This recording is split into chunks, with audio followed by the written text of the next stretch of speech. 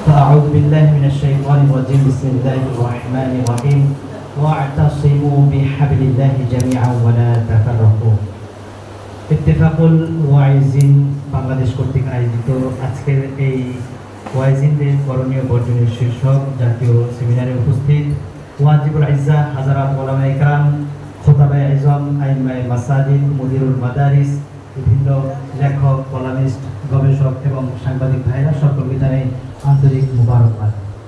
আজকে এখানে উপস্থিত হয়েছি নসিহত গ্রহণ করার জন্য, নসিহত প্রদান করার জন্য নয়।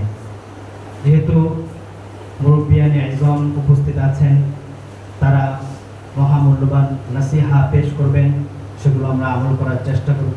আমি শুধুমাত্র একটি অনুরোধ জানানোর জন্য উপস্থিত হয়েছি, আপনাদের সামনে দাঁড়িয়েছি। সেটি হলো মহান আল্লাহ সুবহানাহু ওয়া তাআলা বলেছেন ওয়া'তাসিমু বিহাবলিল্লাহি জামিআন ওয়া লা তাফাররাকু, সূরা আলে ইমরান 103 নম্বর আয়াত। আল্লাহ রাব্বুল আলামিন বলেছেন তোমরা সকলে মিলে এক হও, কিন্তু তোমরা ভিন্ন হও না, আলাদা হও না।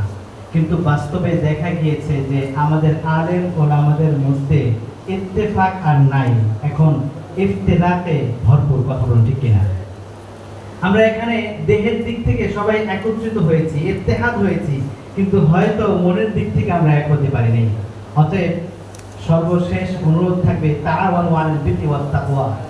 যেহেতু আমরা দাওয়াতের ময়দানে আমরা কাজ করছি, মেহনত করছি, আমরা একে অপরকে সাহায্য সহযোগিতার মাধ্যমে উপরে ওঠানোর চেষ্টা করব, নিচে টানার চেষ্টা করব না ইনশাআল্লাহ।